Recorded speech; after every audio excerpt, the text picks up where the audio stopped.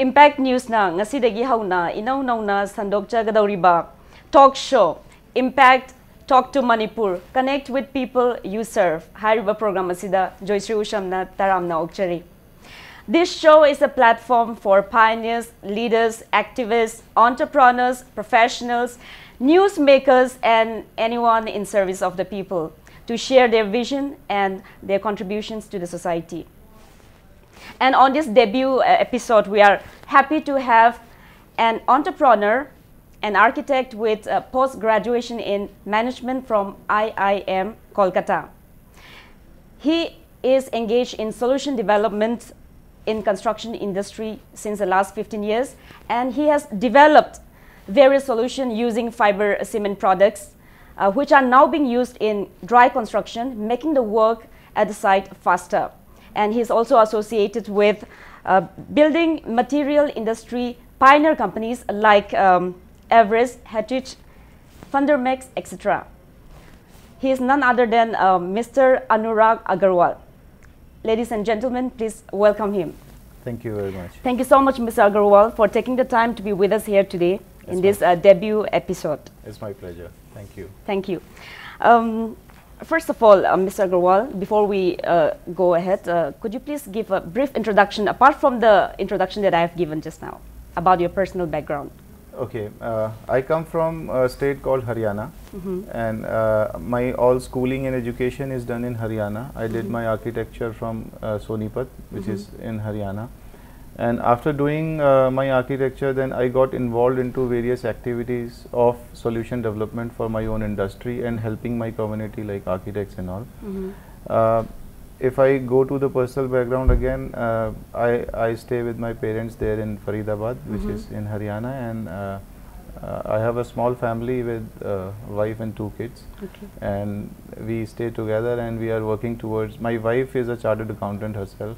So we together are working towards working on various solutions which we can give to this industry so that we can serve to the people. Great. Mr. Agarwal, we would like to know more about what is this solution that you are developing or you have developed which are used in dry construction. Please elaborate on that. See, right from after my graduation, the idea is how we can make our construction industry better. Overall, if you see from the past data also, this construction industry is largely developing various solutions at a very slow rate, or otherwise we are largely dependent on various technologies which we are importing from other countries. So in India also we thought why not to develop various materials or various solutions so that we can assist our architects and our builders to deliver the project faster.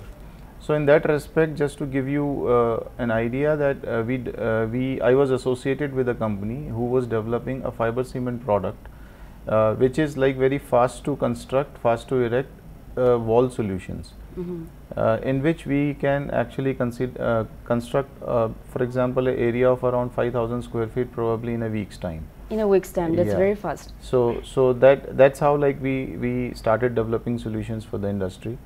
Then I was associated for some solutions which is for the cladding systems, which actually on the exterior face of the building. Again, how can we make a faster systems to clad the buildings with various different materials, giving a building a different kind of a look, which almost looks like various other countries who are doing.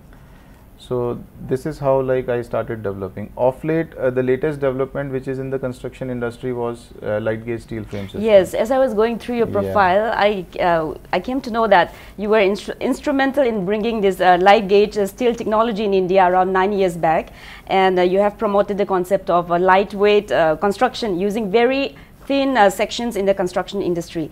And I'm particularly interested about that one project which was completed in 90 days, covering an area of 60 square feet, which went straight into Limca Book of Records. Could you please tell us more about that? Sure. Actually, after this development of these solutions of fiber cement boards and all, then we actually got an idea that why only limit ourselves to interiors of the buildings, why can't we design a complete building in itself. So since we were actually seeing a lot of projects happening all around the world, and we used to hear that okay, this building was completed in a month's time, in a day's time, in a week's time, so we thought why not this can happen in India.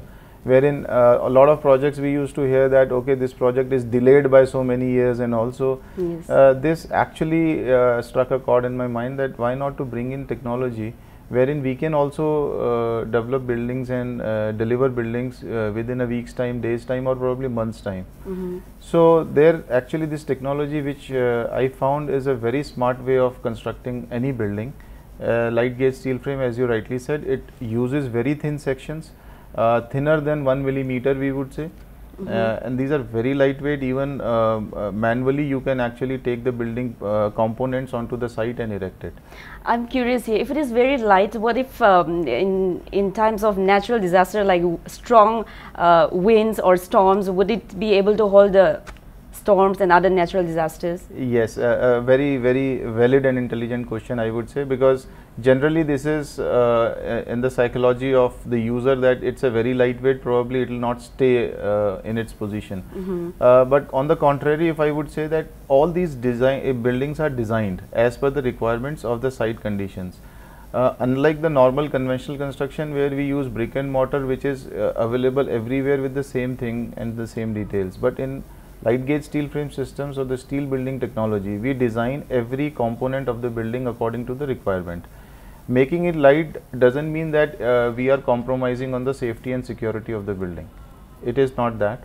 It is designed as per the earthquake conditions, as per the wind conditions, as per the environmental conditions of the area where the building is going to be installed. So once this building is designed, it is put to test also, whether it can sustain those kind of earthquake conditions and all. Like in hilly areas in particular, we say those are very prone to earthquakes. So their steel buildings per se is a very effective technology wherein this building can sustain very high impact of earthquakes. Okay, then when it gets rusted, the steel, is it coated with something, some special solution or chemical? See, this steel that we are using, it's taken care of already while designing, that this steel that we are using should be rust resistant, we would say. It has to be impact resistance, it has to be very easy to use at site also. So basically the technical parameters that we use is the yield strength of steel that we use is of very high, which is like 550 megapascals, which is of the highest value of yield strength that we are using in India.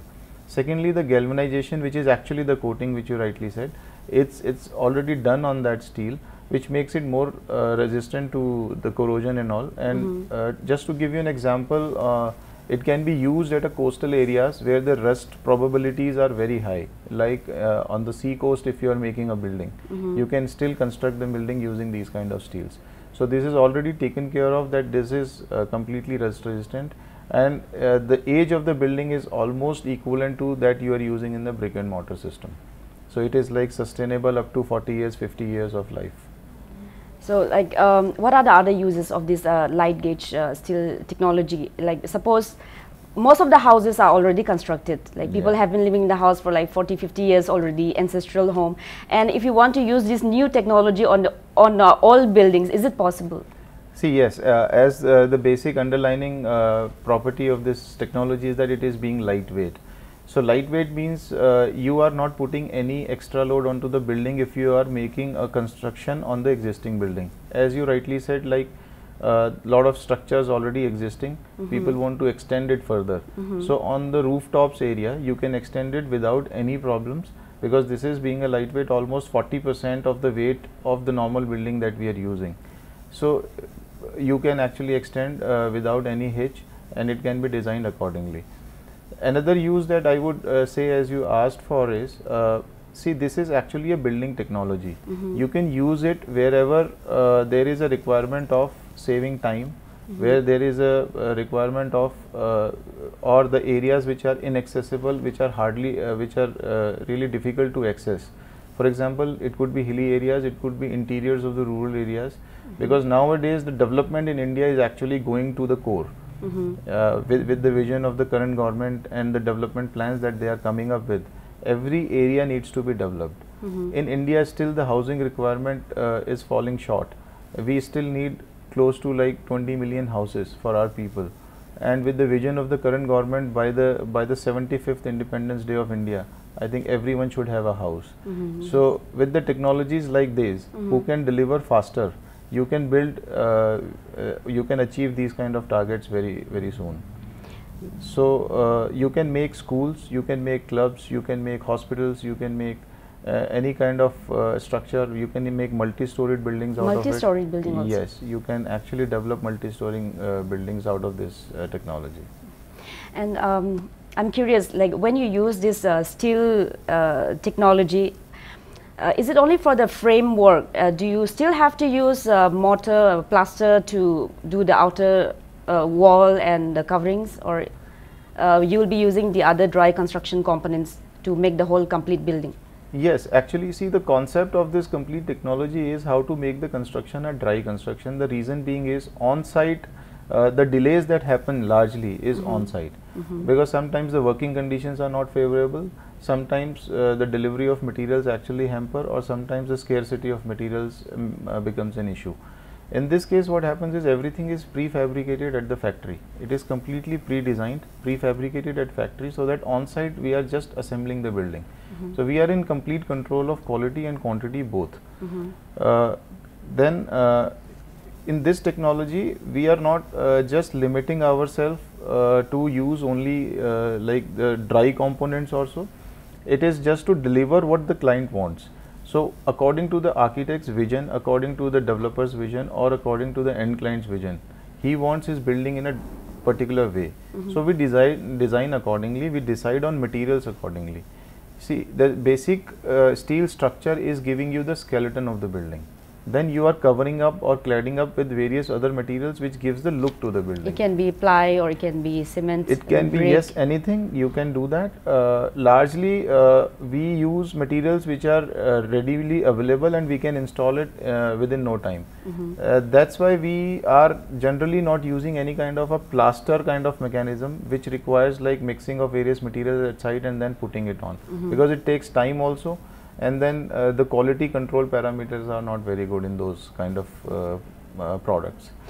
And I don't know what to say, whether it's a myth or misconception, but people have, I've heard people saying that if we use gypsum board or all these dry components, they say that it is unhealthy for health, it's unhealthy and it's poisonous. Is it true?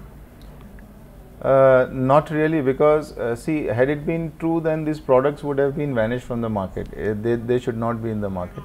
It's not like that, because see, once the product is made or manufactured, there is nothing carcinogenic or nothing health hazardous, because if it is health hazardous, first of all, we will not be using it in our product, because all these products that we are using are green rated products. Per se, green rated means environment friendly, and in environment friendly systems, it comes right from the choice of materials to the health effects of the laborers who are working at site also. We take care of selecting the product which are at the manufacturing level also, they are not health hazardous to the people who are working at factory levels in making those products. So largely I would say that it's a myth that using plaster boards or gypsum boards kind of materials or cement boards, this becomes health hazardous. It is not the case. Yes, still we recommend that anyone who is working at site, he should have a proper protective gears to use, like he should have proper eyeglasses, he should have proper footwears, proper dress uniforms, proper mask and all. Then these are preventive measures, but it doesn't mean that these are carcinogenic and they will affect the health of the laborers. It is not that. Thank you, Mr. Agarwal. You just said that your this new technology is natural disaster safe, eco-friendly, and it's not hazardous. So we'll talk more about this after the break. Sure. Matang aswaida break amta lagjage. Break matung da Mr. Anurag Agarwal ga wari sanaduna magi technology sigi matang da makhathana tathajage. Break matung da amuka hanna taram nokchari. Mr. Agarwal, before the break we spoke about your this technology which you have promoted in India since 9 years back. We would like to know more about it in the sense. Would the laborers have to go through a special training to use this technology? Yes, in this technology actually everything is, as we discussed, like it is completely designed, it is pre-designed, prefabricated, everything comes from the factory level. So the uses of unskilled labor is out of question in this case. What we use is what we call as like semi-skilled and skilled laborers. Those are actually inducted for the construction of the building, because designing of the building and execution of the building both are equally important aspects, because we have to deliver whatever we have engineered the product. So in this case we require, yes, skilled labor more, and in that to cover up the difference between the availability of labor in terms of skilled laborers and all, so we keep on doing like trainings of the labor, so that we keep on developing more skilled laborers for the projects to come. So this is how like we do continuous training of laborers and increasing the skill set of the people at site. All these trainings are provided by your company. I'm just coming to that. You have a company, your company's name is Woods Bilsis. Yes. So tell us more about your company. Do you give training in your company, or is it you said it's a one-stop solution, so tell us more about that. Yeah, see, this company, actually the formation of this company was also triggered by the requirement in the market, because once we are into the market, when we are working with the people and the clients, we realize that there is still a gap between the conceptualization of idea and the delivery of the project at site. Because as an architect, if I am able to put it, is if I am able to conceive a building in a certain way in which my clients want, okay, this is the final way my building will look like, then it is the equally important, and it is the requirement or the responsibility of the person getting it executed the same way as it is conceived. So this company that we formed was basically on that aspect only, that we will be working on the design aspect and the execution aspect more, rather than focusing on manufacturing aspect. Because in designing we are more interacting with clients and architects to understand their viewpoint, so that we are able to deliver as per their expectations. On the deliverables point of view, we are continuously focusing on development of the skill set of the team that we are engaging in, because if the team is able to synchronize with our thinking, then they are able to deliver the project and in time, first of all, and with quality. Because these are already preset, pre-designed sections, details. These needs to be translated to the team down below, so that they can execute exactly the way the drawings are read. Because it is a technical installation, everything has to synchronize with the drawings. So the person should be able to read the drawings, understand the drawings, and install it as per the requirements. So our company continuously focuses on value engineering on the back end part, that I should be able to optimize the quantity of steel, give the value of money to my clients. Secondly, I use the team force, workforce at my site who are equally qualified to execute those projects. So we keep on engaging new people with a basic skill set, which we can develop further and train them, so that they become trainers for the next team. So at every site of ours, there are around 5 to 6 people whom we actually engage, so that they can get trained with the existing team, and finally they take up individually as independently the next site, and they start developing further teams. So Mr. Agarwal, your company is based in it's in Haryana. It's in Haryana. So do you have a branch here in Manipur? No, we are operating there from Haryana. We don't have any branches as such, but we really work with various people in the industry, and we network with them. We partner with them basically. The idea is spreading of a company is the second thought with us. Spreading of the concept is the first. So we need to, as per the requirement of the market, we need to be there, so that we can work on the conceptual level. We can deliver the products at the site as it is required or demanded by the local environment and the local people there. So we keep on working on developing partners in various regions, rather than opening the branch offices directly. So have you taken up any projects, or is any project underway in Manipur or in Northeast? See, Northeast is one segment which I realize has a lot of potential. A lot of potential in the sense, because a lot of developments are happening and a lot of improvements are happening, wherein these kind of technologies can be employed, so that northeastern sector of the country also develops faster and keeps pace with other metropolitan towns of the country. In Manipur right now, we are not working directly on a project. We are still working on a concept level. We are giving these concepts to various people who are associated with the industry, like education department is there, like health department is there, housing department is there. So we are working with those teams, so that we make this concept understandable to them, and so that we can get it implemented in Manipur. And I'm really sure with my couple of meetings that Manipur will be able to adopt this system faster than any other part of the country. And I'm curious about one more thing. This new technology, since it's going to use steel, and then you'll be putting in lots of effort, technical efforts, so won't it be more costly for normal people to afford here in Manipur? No, again, I would say that this is again myth which is associated with the technology. See, every technology that comes, it has both the aspects. Technologically, it needs to be advanced. Secondly, it needs to be commercially viable. Otherwise, if these two parameters are not met, no technology would be able to survive in any market. So, coming back to that question, the cost of this complete project is under our control. We keep the tab that cost does not go overboard. If I compare, like in the areas which are like hilly areas in the northeast part of the country, our cost is considerably lower than the normal conventional cost which is happening, which comes in these part of the country. So much so that we are able to deliver faster. If I don't convert the time factor also, then again material to material comparison, this technology cost is much lesser than whatever we are incurring in the conventional construction technology. So what I would say is that we can serve the people with more economical solution and with faster technology, so that we can give them their projects delivered faster. So overall the benefit is more than the yes. actual investment. Yes, because that's why initially also I said that we work on the value for money for our customers. It is not the profit maximization that company is focusing on. It is the value maximization which has to go to the customer. And if a customer perceives, yes, I am saving money also, I am saving time also, and I am getting a better accommodation as compared to the normal construction, so it works out for him also.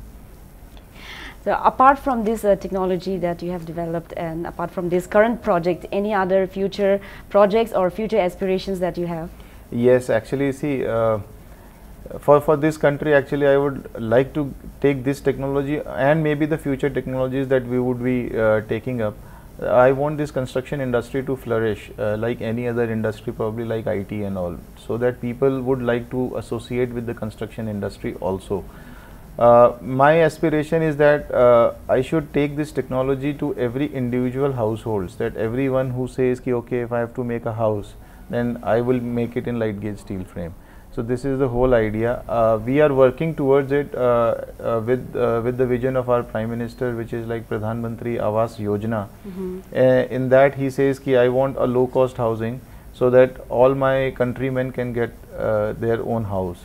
So we are developing a solution so that we can give them a house at their own price, which is very low cost, and we develop this and deliver that on time. So we don't take like years to deliver the flat or a house to a person. We want that it should be done within a year's time, that the person who is looking for his house, he should be there within a year's time maximum. So we are working on these projects. I hope that they get actually matured faster, and this technology is accepted on those areas also. So this is my aspiration, that I should be able to reach every individual's house with this technology. Thank you so much, Mr. Anurag Agarwal, for sharing your aspirations, your vision, and this technology, for introducing this technology here. And we wish you all the best from Impact News, from all of us. We wish you all the best. Thank you so much. Thank you very much for giving this opportunity. You're welcome.